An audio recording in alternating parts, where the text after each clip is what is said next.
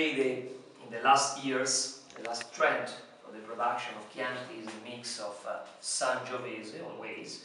Sangiovese is the base of Chianti. Sangiovese means Tuscany.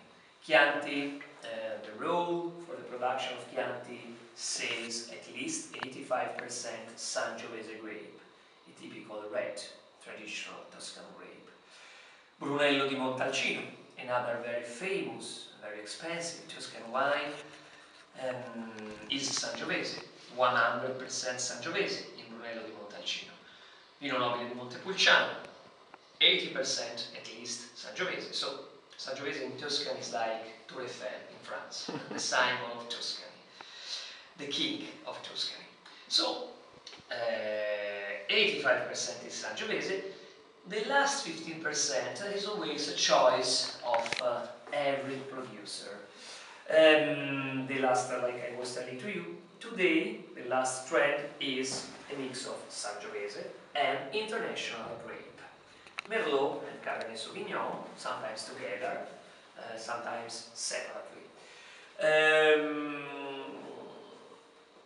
We produce this wine according to the traditional recipe. So 85% Sangiovese, 10% Canaiolo, 5% white grape Trebbiano Toscano.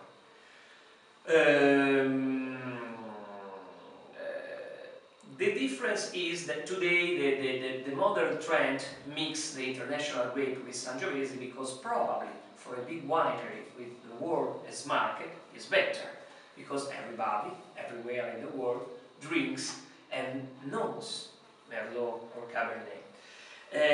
So probably it's the better choice for to sell the wine in the world. I have a different purpose. I produce my wine for a niche of market, so I need something of different. So I like recover the original recipe with a modern approach.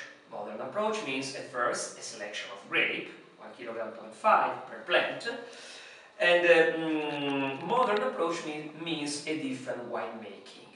We ferment this wine for a longer period, comparing with our ancestors. This wine ferments into the tanks, this time, the steel tanks, the wine vats, and we ferment for 1 month at least, sometimes more, because a long period of maturation of skins and juice before wine after together is very good for wine, because we can extract everything from the skins. The best part of red wine is probably into the skins.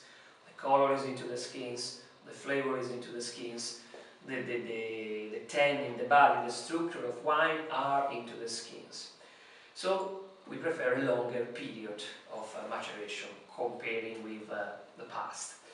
Another difference, we age into the barrels this wine with the same process described before, the bâtonnage process. So this wine remained 16 months into the barrel with its own sediment to obtain a more round and more soft and more colored wine too.